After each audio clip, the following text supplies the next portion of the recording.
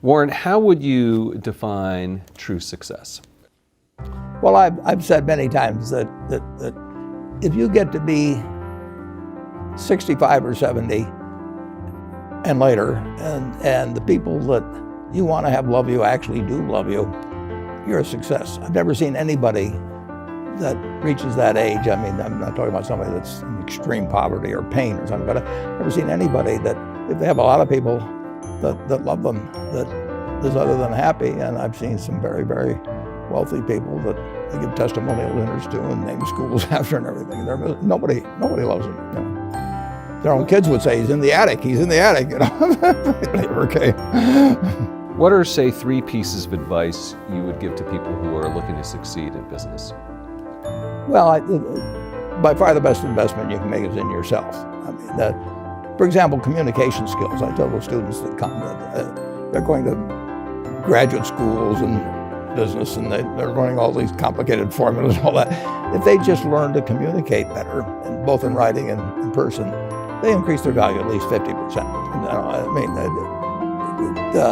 if you can't communicate, somebody says, you know, it's like winking at a girl in the dark. Nothing happens, you know, basically. And you have to be able to get forth your ideas, and that's relatively easy. I did it myself with the Dale Carnegie course.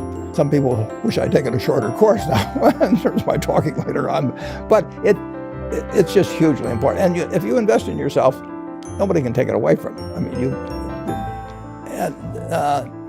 the second thing, which I'll get a certain criticism for not living it, but I do tell those students, you know, that if I gave you a car and it'd be the only car you get the rest of your life, you take care of it like you can't believe. Any scratch, you'd fix that moment. You'd read the owner's manual. You'd keep a garage and do all these things. And you get exactly one mind and one body in this world.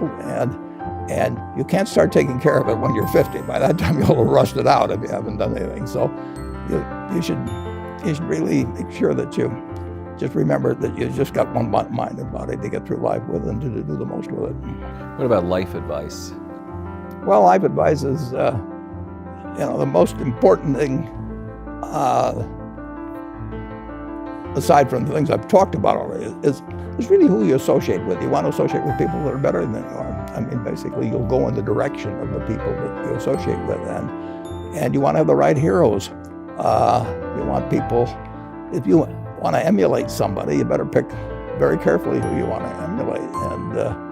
And when obviously you can't pick your parents, they're going to have an enormous influence on you, but you don't get a choice on that. But you get choices as you go down the line, and who you admire, who you want to copy, and the most important for most people in terms of that decision is their spouse. It's also important in terms of a partner in business, but a partner in life is the most important. You want to pick a spouse that's a little bit better than you are, and then he or she, you hope they don't figure it out too fast.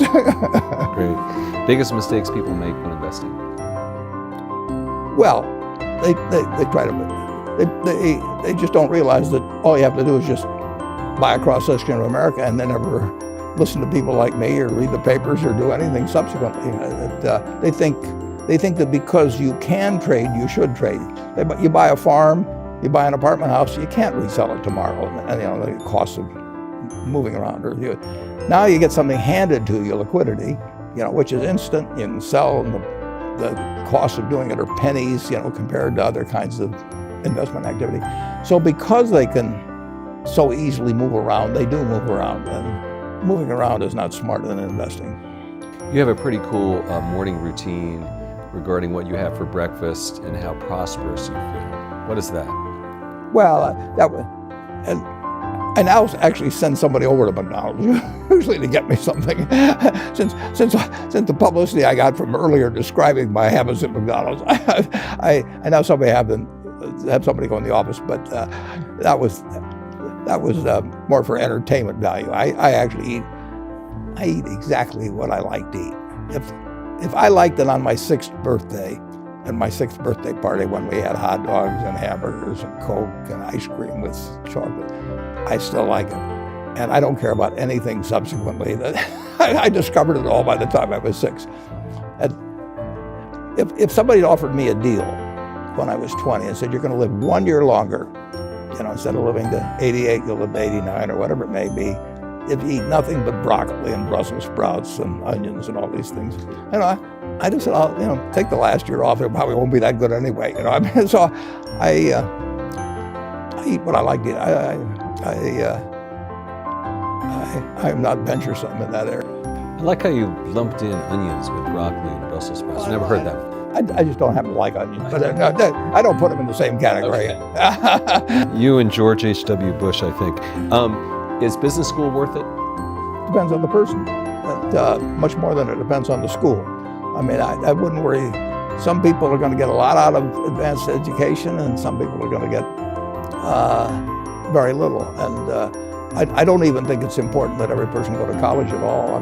We have all kinds of jobs at 70 or so thousand a year, or 80,000 a year, that college training is not of use. And I actually was not keen on going to college myself. Yeah, my dad kind of jollied me into it. He could get me to do anything, but if they'd had an SAT test in those days, he would have taken the test for me. but because I knew I could have a good time, and I liked investing, and I didn't really feel I could read the books. So I don't, it's a big commitment to take 4 years, and the cost involved, and maybe the loans involved, and everything. I think depending on what your interests are in life, I don't think it's for everybody. I think it's for a lot of people, but there ought to be a reason you're going, and I didn't really see much reason. All right, last question. It's a lightning round, so it's a few. Do you ever drink water? Only under duress. What is your favorite all-time song? It's undoubtedly, it's My Way. What about movie? Favorite movie? Well, I like The Bridge on the River Kwai because of there were a lot of lessons in that. Plus, it was enormously fascinating. Catchy tune, also. Catchy tune, also. Yeah, Right. very. Right. But, the ending of that was sort of the story of life. He created the railroad, and did he really want the enemy to come in across it? Got it. Favorite book? Well, the favorite book, the book that had the most impact on my life was The Intelligent Investor by Ben Graham. I knew you were going to say that. Favorite TV show?